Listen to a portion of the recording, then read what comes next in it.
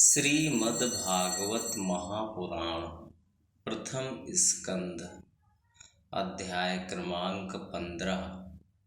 कृष्ण विरह व्यथित पांडवों का परीक्षित को राज्य देकर स्वर्ग सिधारना। श्लोक क्रमांक 10 के पश्चात। योनो जुगोपवनमेत्य दुरन्तकृच्छ्राद् दुर्वाससो रिविहिताद् युताग्रभुग् यः साकान्नशिष्टमुपयुज्य यत स्त्रीलोकीं तृप्तामंस्तसलिले विनिमग्नसङ्घः यत्तेजसाथ भगवान् युधिशूलपाणिर्विस्मापितः सगिरिजोस्त्रमदान्निजं मे अन्येऽपि चाहममुनैव कलेवरेण प्राप्तो महेन्द्रभवने महदासनार्धं तत्रैव मे विहरतो भुजदण्डयुग्मं गाण्डीवलक्षणमरातिवधाय देवाः सेन्द्राः श्रिता यदनुभावितमाजमीढ तेनाहमत्तमुषितः पुरुषेण भूम्ना।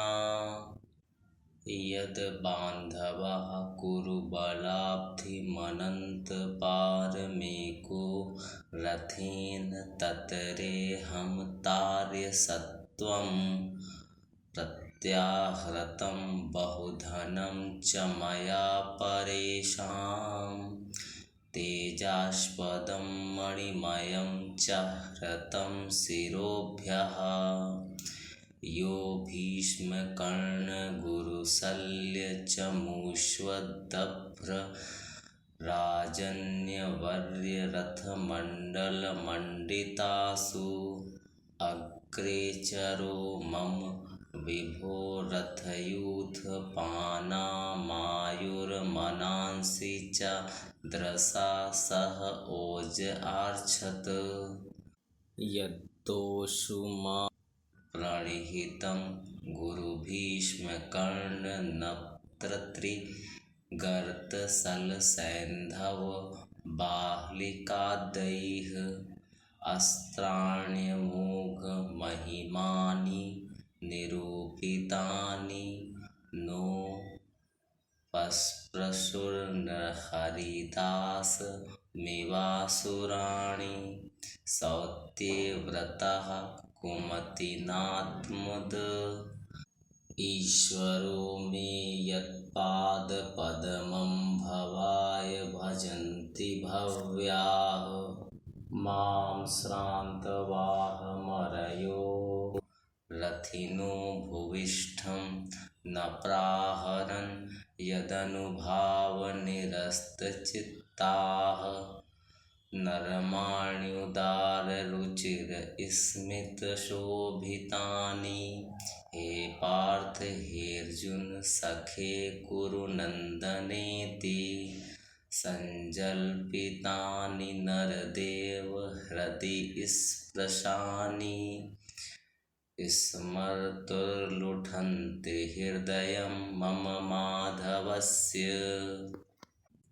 वनवास के समय हमारे वैरी दुर्योधन के षड्यंत्र से 10,000 शिष्यों को साथ बिठाकर भोजन करने वाले महर्षि दुर्वासा ने हमें दुस्तर संकट में डाल दिया था। उस समय उन्होंने द्रौपदी के पात्र में बची हुई शाक की एक पत्ती का ही भोग लगाकर हमारी रक्षा की। उनके ऐसा करते ही नदी में स्नान करती हुई मुनि मंडली को ऐसा प्रतीत हुआ मानो उनकी तो बात ही क्या, सारी त्रिलोकी ही तृप्त हो गई है। उनके प्रताप से मैंने युद्ध में पार्वती सहित भगवान शंकर को आश्चर्य में डाल दिया तथा उन्होंने मुझको अपना पाशुपत नामक अस्त्र दिया। साथ ही दूसरे लोकपालों ने भी प्रसन्न होकर अपने अपने अस्त्र मुझे दिए। और तो क्या, उनकी कृपा से मैं इसी शरीर से स्वर्ग में गया और देवराज इंद्र की सभा में उनके बराबर आधे आसन पर बैठने का सम्मान मैंने प्राप्त किया।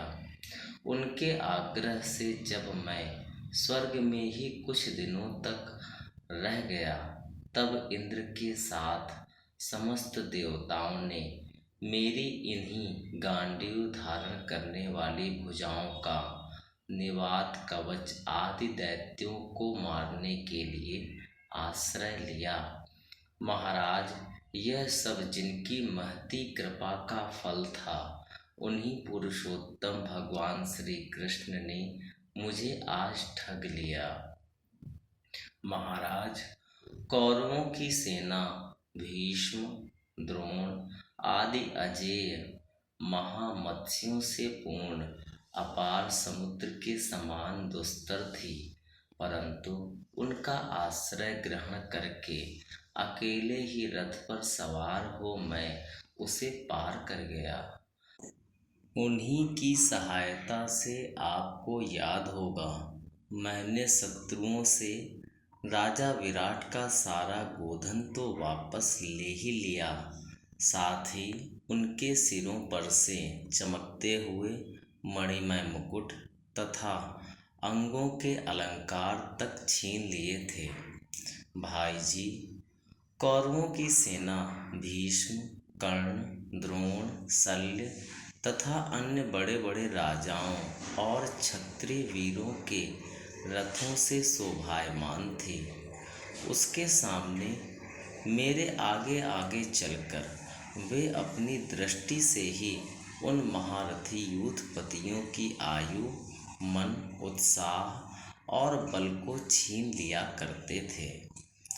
द्रोणाचार्य, भीष्म, कर्ण, भूरिश्रवा, सुशर्मा, शल्य, जयद्रथ और बाहलीक आदि वीरों ने मुझ पर अपने कभी न चूकने वाले अस्त्र चलाए थे, परंतु जैसे हिरण्यकशिपु आदि दैत्यों के अस्त्र शस्त्र भगवत भक्त प्रहलाद का स्पर्श नहीं करते थे, वैसे ही उनके शस्त्रास्त्र मुझे छू तक नहीं सके। यह श्री कृष्ण के भुजदंडों की छत्र छाया में रहने का ही प्रभाव था। श्रेष्ठ पुरुष संसार से मुक्त होने के लिए जिनके चरण कमलों का सेवन करते हैं, अपने आप तक को दे डालने वाले उन भगवान को मुझ दुर्बुद्धि ने सारथी तक बना डाला। आहा, जिस समय मेरे घोड़े थक गए थे और मैं रथ से उतरकर पृथ्वी पर खड़ा था, उस समय बड़े बड़े महारथी शत्रु भी मुझ पर प्रहार न कर सके, क्योंकि श्री कृष्ण के प्रभाव से उनकी बुद्धि मारी गई थी। महाराज, माधव के उन्मुक्त और मधुर मुस्कान से युक्त विनोद भरे एवं हृदय स्पर्शी वचन और उनका मुझे पार्थ, अर्जुन, सखा, कुरुनंदन आदि कहकर पुकारना मुझे याद आने पर मेरे हृदय में उथल पुथल मचा देते हैं।